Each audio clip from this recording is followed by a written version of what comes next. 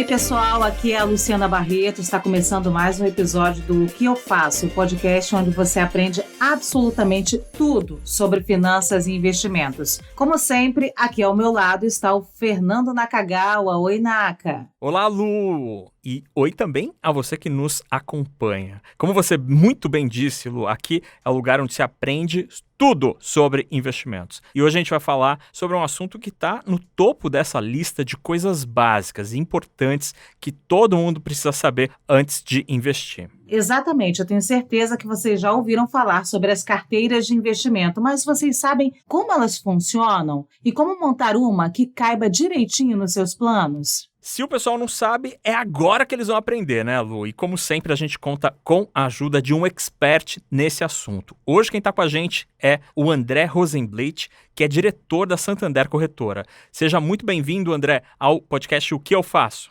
Muito obrigado, Lu, muito obrigado, Naka. A gente já falou várias vezes por aqui e é sempre um grande prazer ter vocês novamente. André, vamos começar esse papo de um jeito bem didático. O que é uma carteira de investimentos, afinal de contas? Uma carteira de investimentos, ela é basicamente uma combinação de vários ativos com um único objetivo: diminuir o risco. Como uma cesta de ovos, né? Se a sua cesta tem um ovo só e ele cai, você perde tudo. Se a sua cesta tem vários ovos e um cai, você ainda tem os outros. Fazendo uma certa analogia, uma carteira de ações é uma composição de várias ações, pode ser 5, pode ser 10, pode ser 20, pode ser mais. Essa diversificação, ela tem como principal objetivo mitigar o risco da carteira. E André, o que o investidor precisa levar em conta antes de montar essa carteira? Ele já precisa saber, por exemplo, qual é o perfil de risco. E sobre esse assunto, se você voltar a alguns episódios, a gente tem um episódio aqui do Que Eu Faço que fala exatamente sobre isso. Quando você monta uma carteira de investimentos, ela pode ser uma carteira que tem uma parte renda fixa, uma parte renda variável, mas nesse nosso caso aqui a gente vai discutir as carteiras de renda variável. Então, diversificar uma carteira ou ter uma carteira, basicamente é ter ações que não se movimentam da mesma forma, que elas têm, digamos assim, performances diferentes dependendo do cenário. Tudo isso tem muito a ver com o perfil do investidor. Então, um investidor mais conservador, certamente ele vai querer uma carteira que busca mais renda, é uma carteira de dividendos. Um investidor que quer dolarizar mais a sua carteira ou quer ações globais,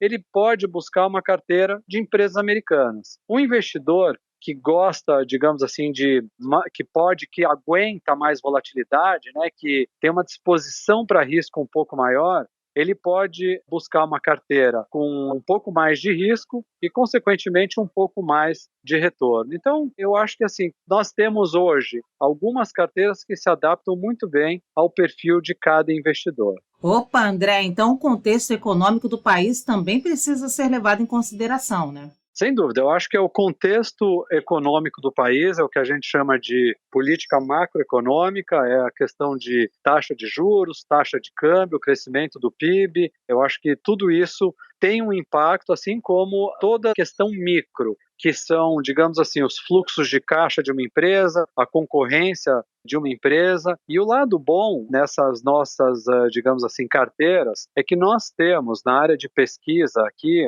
mais de 25 analistas, cobrem mais de 200 empresas e basicamente eles acordam, respiram e dormem em ações, empresas. Eles, mais do que ninguém, conhecem muito bem o caminho de cada empresa. E o que a gente faz, basicamente, é compilar, através dos nossos modelos, as melhores recomendações de cada analista. E aí, chegar em carteiras, digamos assim, montadas com o objetivo de ter retorno com um risco mais baixo. André, é possível falar que existem carteiras de investimento boas e ruins? Existe carteira de investimento que ela tem mais risco e, consequentemente, mais retorno, em alguns casos até uma queda maior, ela tem mais volatilidade, e tem carteiras que são mais conservadoras. Eu não diria uma carteira boa ou ruim, eu diria uma carteira com mais risco ou com menos risco. E tudo isso vai depender muito do perfil de cada investidor. Como eu mencionei, aquela pessoa que busca algo mais dolarizado ou empresas do mundo inteiro que busca uma tecnologia diferenciada, existe uma carteira para ela. Essa carteira, ela tem um risco cambial que as outras não têm. É uma carteira que, se o dólar subir, ela vai bem. É como se fosse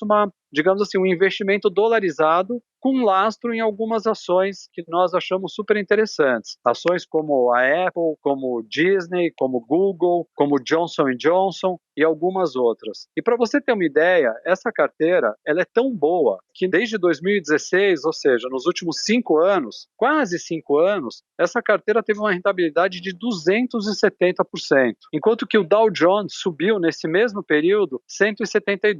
Então foi uma carteira que andou muito mais que o Dow Jones. E 272 em 4 anos e meio é uma rentabilidade excepcional. Então, é uma carteira que ela se beneficiou da alta do dólar nesse período. Tem outras carteiras que não tiveram uma performance tão excepcional. Vamos pegar, por exemplo, a carteira de dividendos, que é uma carteira que busca renda. A pessoa quer todo mês aquele dividendo, como se fosse uma renda fixa, entre aspas. Essa carteira de dividendos, ela tem papéis muito voltados, digamos assim, ao setor elétrico, que paga bastante dividendo. Essa carteira teve uma rentabilidade nos últimos 10 anos de 150%, que é o dobro do que o índice subiu nos últimos 10 anos. Como se fosse uma mensalidade, um dividendo todo mês ou algumas vezes por ano. E por aí vai, né? Cada carteira tem a sua característica. Eu peguei 2 só para exemplificar.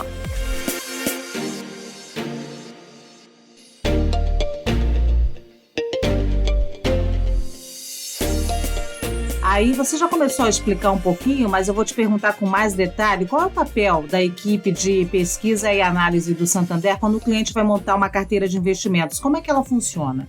Ótima pergunta. Eu diria que esse é o nosso forte. Quando nós criamos essas carteiras e disponibilizamos para os investidores, basicamente é porque nós temos conhecimento e conteúdo para poder fazer isso. Então nós temos, como eu mencionei, 25 analistas cobrindo mais de 200 empresas. São analistas com vários anos de profissão e eles basicamente vivem análise de ações.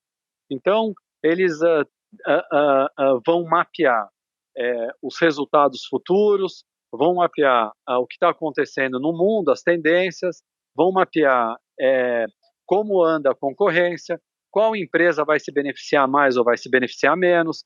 Eles olham muito o quão barata está uma empresa em relação à outra, em termos de valuation, em termos de múltiplos.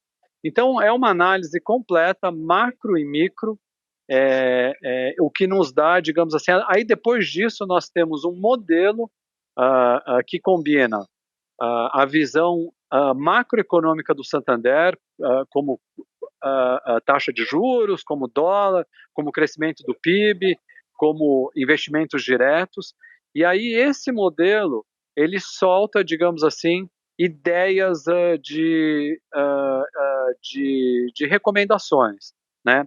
Tudo isso a gente leva em consideração também todo um lado estatístico do mercado, né? Então, são dados a gente chama assim, dados estatísticos, que são força relativa, curvas de Elliott, Bollinger, Fibonacci, tudo isso a gente leva em consideração para combinar um bom momento de entrar no papel com um ganho de médio e longo prazo no papel. E como que funciona essa atualização? Com que frequência as carteiras são atualizadas? Como é que é aí no caso da tua equipe? Cada corretora ela tem o seu timing. A gente costuma fazer isso uma vez por mês. Isso não quer dizer que a gente não possa fazer 2 vezes por mês ou uma vez a cada 2 meses. O que vai dizer a frequência dessas mudanças são as oportunidades de mercado. E isso acontece o tempo inteiro. Aparece assim, oportunidades de mercado, elas assim, eu não vou falar que todo dia tem, mas toda semana tem uma grande oportunidade. E a gente vai tentar, digamos assim, buscar todas essas oportunidades. Só lembrando que todas as pessoas aqui